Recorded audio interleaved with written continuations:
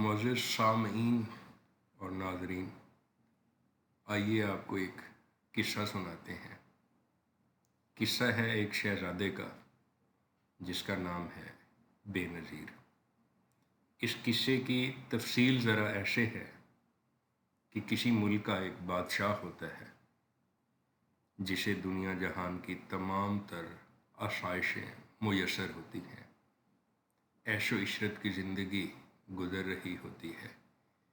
بس اس زندگی میں کمی ہوتی ہے تو صرف اولاد کی نعمت کی۔ اس محرومی کی وجہ سے بادشاہ سلامت اداس رہتے ہیں، پریشان رہتے ہیں، بلکہ بات یہاں تک آ جاتی ہے کہ وہ دنیا سے دور گوشہ نشینی اختیار کرنے کا سوچتے ہیں۔ ان کے درباری اور دربار میں موجود جوتشی اور نجومی بادشاہ سلامت کو روکتے ہیں اور بادشاہ سلامت کے ہاتھ کا معائنہ و مطالعہ کرتے ہیں، تو ہاتھ کی لکیریں بتاتی ہیں کہ بادشاہ سلامت کی اولاد ہوگی، لیکن اس آنے والی اولاد میں ایک مسئلہ ہوگا کہ جب یہ 12 سال کی عمر میں یہ اولاد پہنچے گی تو اس پہ کچھ مشکلات آئیں گی۔ یہی سلسلہ چلتا رہتا ہے اور بادشاہ سلامت کو اولاد ہوتی ہے۔ پورے محل میں خوشیوں کا سماں بن جاتا ہے، مٹھائیاں بانٹی جاتی ہیں، وقت گزرتا جاتا ہے۔ 3 سے 4 سال کی عمر کا جب یہ بچہ ہوتا ہے تو اس کو دربار سے نکال کے ایک باغ کی طرف روانہ کر دیا جاتا ہے کہ اب اس کی پرورش وہاں ہوگی۔ بچہ خوبصورتی کی ایک ایسی مثال ہے کہ اس جیسا دوسرا بچہ موجود نہیں ہے۔ اس کی اس یونیکنیس کی وجہ سے، اس کی اس خوبصورت کی خاصیت کی وجہ سے اس کا نام بے نظیر رکھا جاتا ہے، کیونکہ یہ بے مثال بچہ ہوتا ہے۔ سلسلہ ایسے چلتا جاتا ہے کہ جو جوتشیوں نے بات کی تھی 12 سال والی، تو 12 سال کے بعد ایک دن شہزادہ بے نظیر کھلی جگہ پہ سو رہا ہوتا ہے اور وہاں پری جس کا نام ہے ماہرو اس کا گزر ہوتا ہے، تو وہ دیکھتے ہی اس کو یہ پیارا سا بچہ بہت اچھا لگتا ہے اور اسے وہاں سے اٹھا کے اپنے ساتھ لے جاتی ہے۔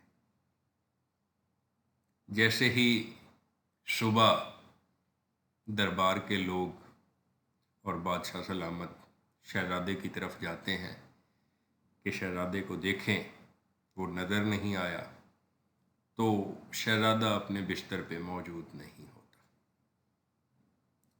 ایک طرف ایک سا سناٹا چھا جاتا ہے اور اس سناٹے میں، اس پریشانی میں پورا محل افسردہ ہو جاتا ہے کہ وہ بات انہیں یاد آتی ہے جو جوتشیوں نے آج سے 12 سال پہلے بتائی تھی کہ بادشاہ کے ہاں جو بچہ ہوگا اس پہ یہ ایک مشکل وقت آئے گا، اور یہ مشکل وقت آن پہنچا ہے۔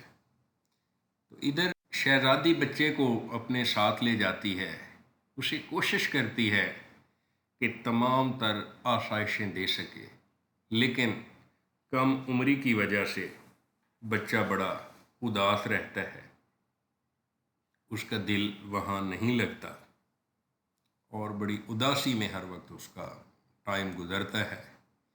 جو پری ہے ماہرو، وہ محسوس کرتی ہے کہ بچہ میری قید میں خوش نہیں ہے، تو وہ اسے گھوڑا دے دیتی ہے کہ جا تو سیر کر آیا کر، دن گزار آیا کر اور شام کو واپس آ جایا کر۔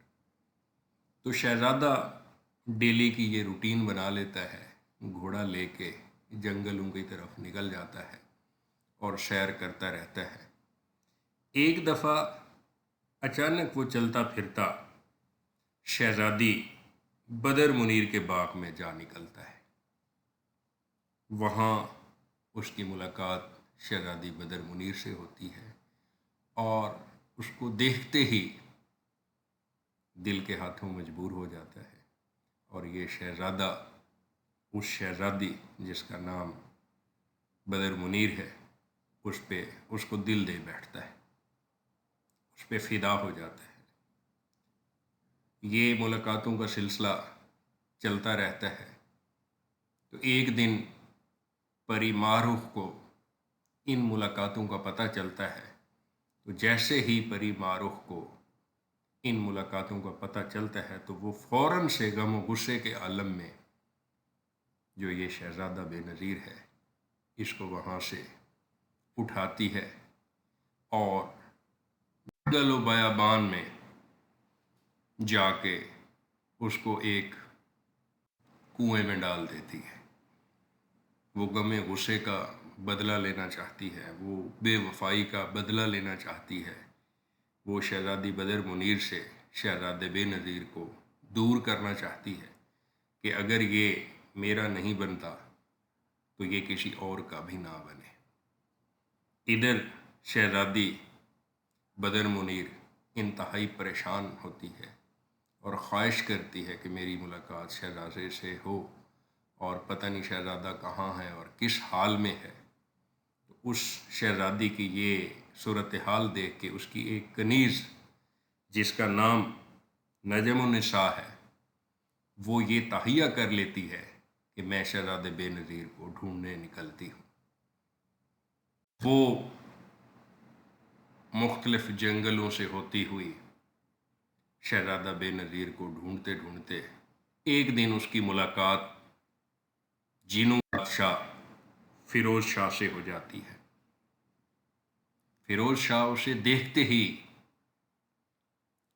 نجم النساء پہ دل دے بیٹھتا ہے، اس کا عاشق بن جاتا ہے۔ یہاں جو کنیز نجم النساء ہے وہ ایک شرط رکھتی ہے کہ میں جس کام پہ نکلی ہوئی ہوں، میں شہزادے بے نظیر کی تلاش میں ہوں، میں اپنی ملکہ بدر منیر کے دل کی آواز اور آرزو کو پورا کرنے کے لیے نکلی ہوئی ہوں۔ جب تک شہزادے بے نظیر کو میں نہیں ڈھونڈ پاتی تو میری نظر میں دنیا بیکار ہے اور میں کسی نئے ٹارگٹ کی طرف نہیں جا سکتی۔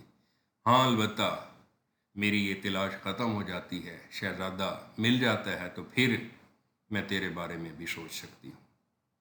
تو یہ جنوں کا جو بادشاہ ہے وہ اپنے عملے کو بلاتا ہے اور یہی ٹارگٹ دے دیتا ہے، اور عملہ اس کا متحرک ہو کے گھنٹوں میں شہزادہ بے نظیر کو ڈھونڈ لیتے ہیں۔ جب شہزادہ بے نظیر مل جاتا ہے تو کنیز نجم النساء اسے اپنی ملکہ بدر منیر کے پاس لاتی ہے اور اسے وہ جو ٹارگٹ لے کے چلی تھی، جو وہ مقصد لے کے چلی تھی، وہ اس کو پورا کرتی ہے۔ تو اس کے بعد بادشاہ مسعود جو شہزادی بدر منیر کا والد ہے، شہزادی اس سے بات کرتی ہے، شہزادے کا سارا قصہ سناتی ہے، تو بادشاہ خوشی خوشی یہ رشتہ قبول کر لیتا ہے۔ شہزادی بدر منیر اور شہزادے بے نظیر کی شادی ہو جاتی ہے، اور جو کنیز نجم النساء ہے تو اس کی بھی جو جنوں کا بادشاہ ہے فیروز شاہ، اس سے شادی ہو جاتی ہے۔ یہ اصل میں کہانی یہ میر حسن کی ایک مثنوی ہے، سحر البیان، اس کا خلاصہ میں نے بیان کیا ہے۔ مثنوی کی شکل میں، شاعری کی شکل میں یہ بیان کیا گیا ہے، اور اردو ادب میں یہ اپنی پہچان آپ ہے۔ تو مقصد یہ اس قصے کے بیان کرنے کا کہ جو اردو ادب کے طلباء ہیں ان کے لیے اس مثنوی کو سمجھنے میں آسانی رہے۔ امید ہے ہماری یہ چھوٹی سی کوشش آپ کو ضرور پسند آئے گی۔